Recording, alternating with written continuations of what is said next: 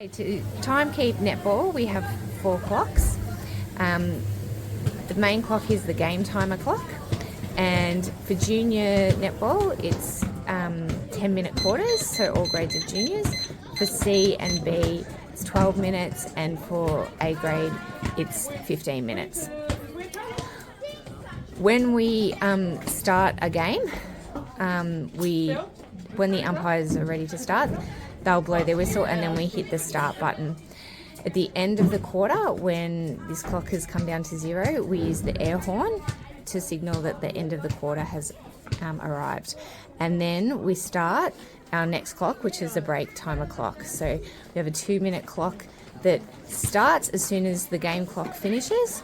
When this clock runs down to 30 seconds, we notify the umpires there's 30 seconds, and then we'll notify again that there's 10 seconds.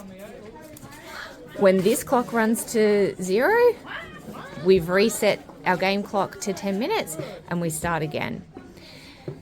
We also have a 30-second injury time clock. So if a player gets hurt on court and the umpires call to hold time, we press stop on this one, and then we start this one, and we tell the umpires when there's 10 seconds left on this clock.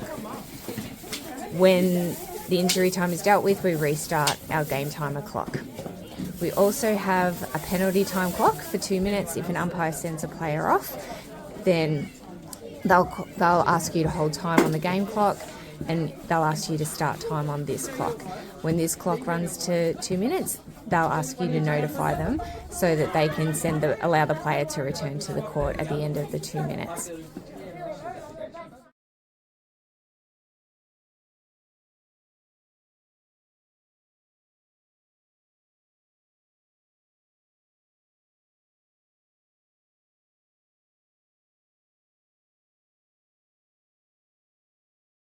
So we turn on the controller from the bottom just by twisting.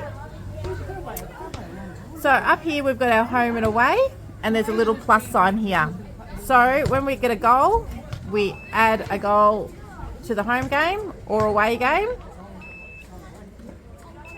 If we make a mistake, we hit the minus, take it away from the team that didn't get the goal, and then we hit the plus sign again to make sure that we put our goals up when we're done. This one here is your period, which is what quarter we're up to. So first quarter, second quarter, third quarter. And this one here, see how the arrow, this is whose centre pass it is. So at the very start of the game, we point to which, so it's, say away game has got the first centre pass. And then after each goal, it'll automatically point to whose centre pass it is. And that's pretty much it. And then when a new game starts, just hit new and start again. Perfect. And you can just check the scoreboard over at the fence line there to make sure everything's ticking along okay.